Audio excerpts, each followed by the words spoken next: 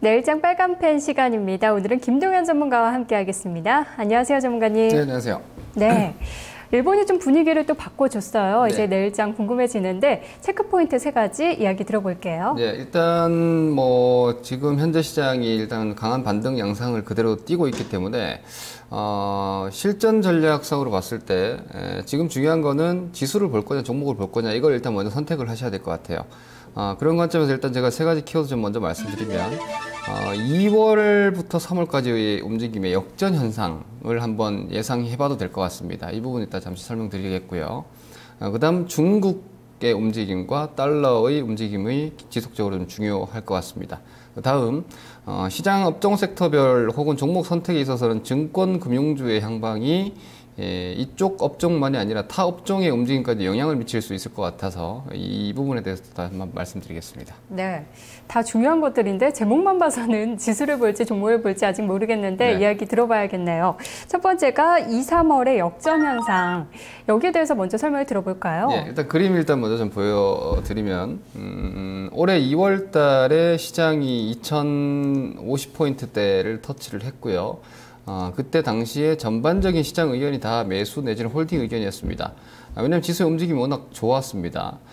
그런데 제 경우에는 그 당시에 강한 오히려 매도 현금화 의견을 좀 드렸었는데 그 이유가 지수는 오히려 지금 밑에 보시면 위에 그림이 코스피 지수고요. 아래 그림이 호남석유입니다. 제가 호남석유를 보여드린 이유는 화학주들이 개인들의 선호도가 대단히 높습니다. 그리고 그쪽에서도 호남석유가 개인들의 선호도가 꽤나 높은 그리고 거래 대금도 많은 종목이기 때문에 호남석유를 대표적으로 준비를 해봤는데 당시에 뭐 석유화학주, 조선주 등이 오히려 1월 달에 시세가 지나치게 많이 나서 오히려 지수는 좀 더 상승을 하거나 혹은 지지를 할 수 있음에도 불구하고 종목들의 경우에는 추가적인 연장 수익을 기대하기가 좀 어려운 위치였습니다. 그렇기 때문에 오히려 지수는 버틸지언정 체감적으로는 매도 의견이 나가는 게 맞는 관점이었고 실제로도 그 이후에 4월 중순 하순경까지 시장 지수가 1970선에서 2050 정도의 박스를 그렸습니다. 사실 그렇게 빠지질 않았거든요. 네. 근데 그 구간에서 화학주들을 필두로 하는 조선철강, 건설 뭐 이러한 개인 선호 산업재 섹터 종목군들이 기본적으로 2개월간 고점 대비한 하락폭이 20%를 다 넘었습니다. 많은 종목은 한 30% 이상까지도 그 기간에 빠졌는데 이것을 보면 우리가 지수만을 보고 매매해야 되느냐에 대한 좀 회의가 들 정도예요. 사실 시장에서 지수가 중요한 위치는 무너지느냐 아니냐가 저는 제일 중요하다고 봅니다. 왜냐하면 주식시장은 어차피 유동성이라는 것이 상시적으로 유입이 되고 그리고 누군가는 항상 주식을 사려고 하고 있는 시장이기 때문에 시장 자체가 종목들의 어떤 시세에 지대한 영향을 미치지 않는다, 방해를 하지 않는다면 종목만 잘 고르면 수익 추구할 수 있습니다. 그 관점에서 봤을 때 지금은 오히려 역전 현상이 아닌가라고 저는 기대하고 있습니다. 왜냐하면 지수를 보시면은 지금 2000포인트 이상 올라왔고 지난주에 엄청난 갭 상승 하나가 만들어져 있고 아직 소멸이 안 돼 있습니다. 그래서 많은 투자자분들이 지수 보고 지금 부담스러울 수밖에 없죠. 그리고 위쪽으로 제가 말씀드렸던 2057포인트가 아직 뚫리기 전까지는 고점을 넘어간 게 아니기 때문에 경계감이 있는 게 당연한데 근데 종목들을 보면 얘기가 좀 다릅니다. 아래쪽에 호남석유 뭐 이런 종목들 지금 천지입니다. 그림들 보시면 과연 이 호남석유의 그림을 보고 팔아야 되느냐를 생각을 하면 저는 아직도 사야 되는 게 아닌가 싶을 정도로 이 구간 즉 시장이 이 정도라면 이쪽 종목들이 박스가 무너질 우려감은 아직 적단 말이에요. 그렇게 되면 그동안 시장이 밑에서 약했을 때도 이 구간의 박스였다라고 보면 지금 지수 환산 기준으로 봤을 때 호남석유를 대표적으로 보면은 지금 지수 환산으로 대충 뭉뚱그려 봐도 30만 원 이상이 나와야 됩니다. 그러면은 종목의 기대 수익률은 아직도 훨씬 높게 남아 있으나 지수 때문에 부담스러워서 종목을 왠지 팔아야 될 것 같은 혹은 못 사게 되는 뭐 그러한 현상들이 오히려 아까 말씀드렸던 2월, 3월과의 좀 역전 현상이 아닌가라고 보이기 때문에 오히려 그래서 저의 의견은 지금은 지수가 단기적으로는 좀 부담스럽지만 지수 매매하시는 게 아니니까 오히려 종목들 보시고 여기서 매도해서 과연 어디서 다시 잡느냐를 생각을 해보면 박스가 무너질 위험이 있다면 당연히 지금 팔아야 되겠죠. 하지만 그것은 위험 발생 내지는 극도의 그런 위험한 상황이 우려됐을 때 얘기고, 지금은 전반이 다 우상향 그림을 그리고 있기 때문에 현재 오히려 매도하면 급하게 다시 사야 되는 상황이 발생될 수 있기 때문에 지금 약간의 조정을 좀 감수하더라도 보유 내지는 매수 포지션을 좀 유지할 수 있겠다. 뭐 이러한 기준을 잡아보시면 될 것 같습니다. 그래서 네. 지수와 함께 종목들이 오히려 이후에 지수가 뭐 1970대, 80대 조정 나올 수도 있겠죠. 거기서 종목들이 이러한 위치에서 치명적으로 데미지가 발생되지 않는다면 오히려 그것은 일시적인 갭 메꾸기가 될 수 있기 때문에 오히려 매수 못하신 분들은 저점 매수 관점, 혹은 좀 부담스러워서 밑으로 던질까 고민이 되시는 분들은 좀 더 강하게 홀딩, 이렇게 가실 수 있을 것 같습니다. 네, 지수는 부담되는 자리라도 종목별로는 아직 올라오지 않은 종목들이 많이 있다. 결국 종목별 대응할 수 있다는 이야기인데, 화학주를 또 대표적으로 말씀해 주셨으니까 두 번째 이슈랑 연결이 되는 것 같아요. 네. 왜냐하면 화학은 또 중국이 힘을 못 내고 있기 때문에 못 올라온다라고 이야기가 되고 있잖아요. 예. 사실 그 중국 지수가 지난번 그 양적 완화 시점 이후에 오히려 중국 쪽에서도 부양책이 나오면서 공격적으로 올라왔는데, 사실은 어제 같은 경우에 무너뜨려서는 안 되는 자리까지 중국이 눌러버렸습니다. 네. 이렇게 되면 중국 기대감이 좀 많이 죽어버렸습니다. 왜냐하면 중국의 그림도 잠깐 보시면 5월 이후에 4개월 정도 아주 그 저점까지 깨면서 약세를 보이다가 거래량 수반하면서 이 자리 뚫어줬으면 그래도 60일선 이상까지 좀 올라가줬어야 되는 건데, 그 정도의 움직임도 지금 못 나오고 있다는 거, 또다시 쌍바닥에 대한 테스트 과정이 들어오고 있다는 부분에서 조금은 경계감 내지는 실망감이 드는 게 사실입니다. 하지만 이 정도의 라인이 발생이 됐고 이렇게 거래량이 들어왔고 오늘 같은 경우는 반등을 줬다면 중국의 단기적인 쌍바닥 이후에 지금 이번에 저항을 받았던 2150포인트 라인을 뚫어준다면 제가 아까 보여드렸던 산업재 섹터 쪽에서 오히려 이번에 올라온 것은 바닥에 대한 인식 정도이고 그 구간에서 오히려 추가적인 시세가 나올 수 있는 여건이기 때문에 이 부분 살피시면서 산업재 섹터를 포트 비중에서 얼마나 가져가실지에 대한 좀 선택을 하시면 될 것 같습니다.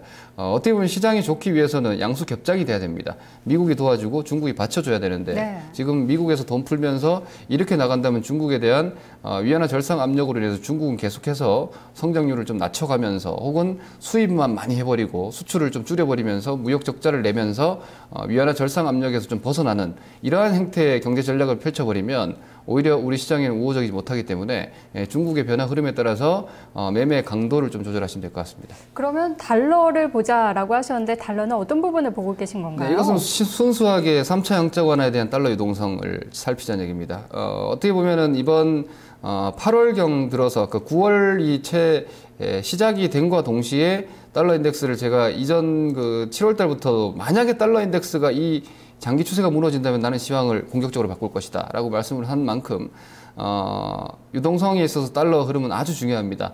달러가 약해지면 달러 투자 자산이 그 매력도가 떨어지기 때문에 한국 같은 경우는 이머징 대표 국가로서의 메리트가 계속 강화됩니다.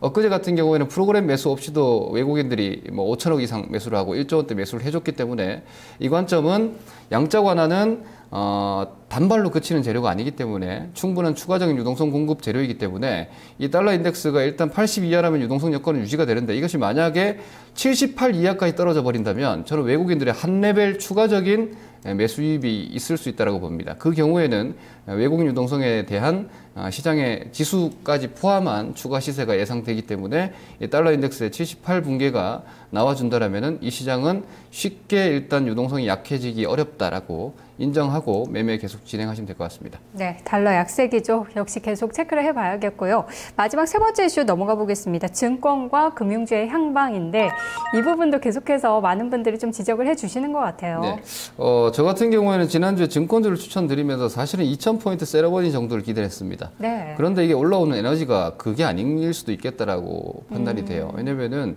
그 1차 양적 완화 시점에서 미국의 어떤 경기 부양으로 인해서 IT주가 주도주가 됐고요. 2차 양적 완화에서는 전반적인 산업재 섹터 쪽에서 소재 섹터에서 주도주들이 나왔습니다. 3차 양적 완화 역시도 MBS 매입이기 때문에 주택 쪽으로 가는 게 맞는데 네. 이것이 금융주 쪽으로 일단 양적 완화 시점에서 주도적으로 들어왔다는 것은 항상 출발해서 강한 종목들은 계속해서 주시해야 됩니다.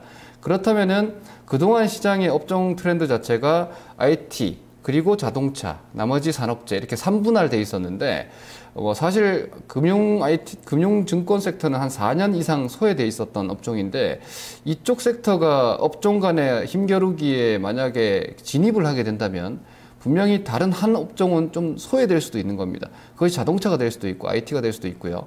이런 관점에서 본다면 아까 말씀드렸던 중국의 흐름까지 감안해서 IT와 만약 자동차가 어느 정도 유지하면서 금융까지 강해져 버린다면 오히려 개인들이 좋아하는 산업재는 또 소외돼 버릴 수도 있는 겁니다. 네. 그 부분을 중국과 함께 보시면서 제가 볼 때는 KB금융이 일단 주도적으로 나오고 있는 것 같은데 KB금융이 42,000원을 넘지 못한다면 이것은 아래쪽에서 바닥권역에서 리바운드 정도입니다. 그렇다면은 오히려 KB금융을 필두로 하는 금융증권이 약해졌을 때 그걸 받아내는 섹터가 나올 것이고 그럼 오히려 그쪽 공략이 되는 것이고요. 이런 식으로 그동안 근래 한 2, 3년간 딱히 움직임이 없었던 금융증권 섹터의 이러한 눈에 띄는 강세를 그냥 무시하고 보시기보다는 이 부분의 섹터를 매매를 할 필요성과 더불어서 이 종목들의 등락에 따라서 내가 가진 종목 혹은 내가 보고 있는 여타 섹터에 대한 변동성을 좀 예상하시면서 길목을 좀 잡아 나가셔야 될 것 같습니다. 네, KB금융 대표주로 말씀해 주셨는데 하향 추세의 고점을 좀 상향 이탈할 수 있을 것인가, 더 네. 나가서 안착을 할 수 있을 것인가까지 봐야 될 것 같다 말씀해 주셨네요. 그렇다면은 좀 유망 업종 이야기 들어보도록 할게요. 네. 어딘가요? 오늘 기점으로 봤을 때는 저는 약간 이거 종목 추천하기가 좀 어렵다 싶습니다. 왜냐면은 말씀드렸다시피 그동안 많이 올라온 증권, 금융 혹은 소재 산업 섹터 같은 경우에는 여기서 추가적으로 양봉 하나 정도만 세워지면 단기 저항이 강하게 들어갑니다. 네. 하루 보고 추천드리기는 좀 어려울 것 같고요. 그래서 오히려 오늘 가장 그 시장에 애를 먹였던 속을 썩인 자동차주에 대한 단기 순환을 한번 예상을 해봐도 될 것 같아요.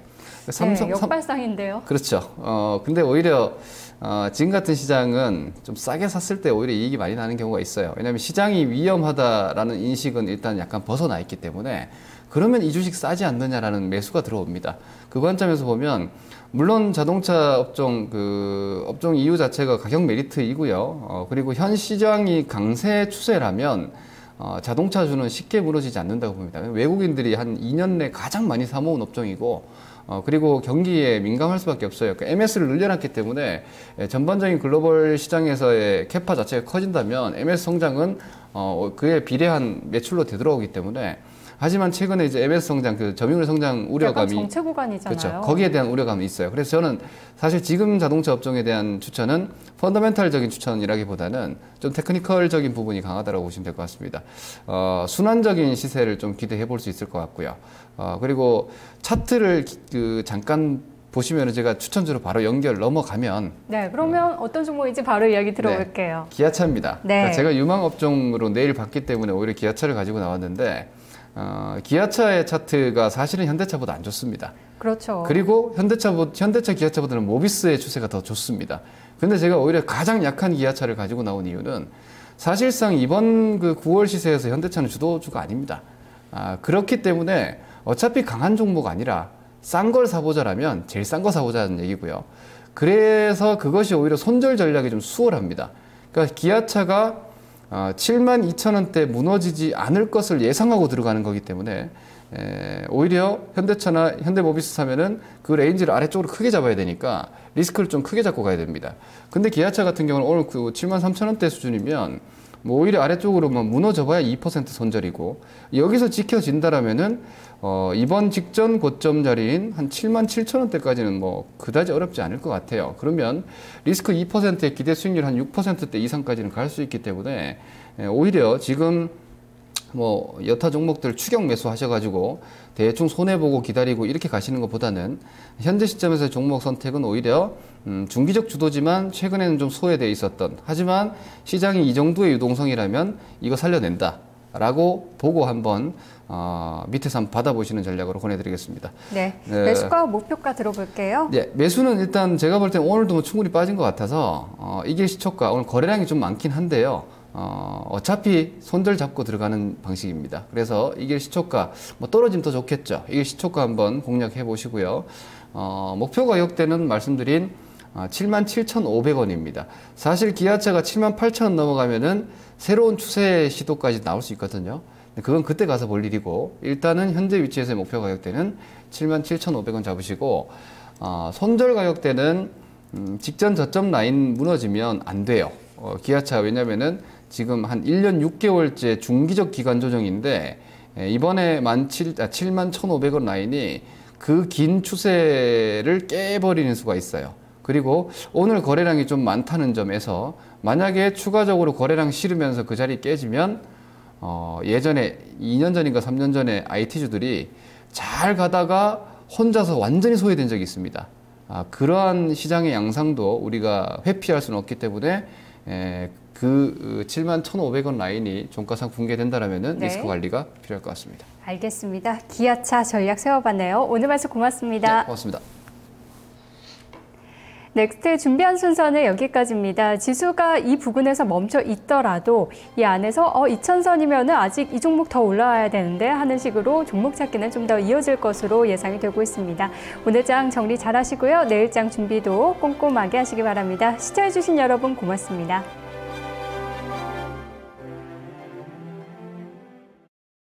주식시장을 바라보는 새로운 시선.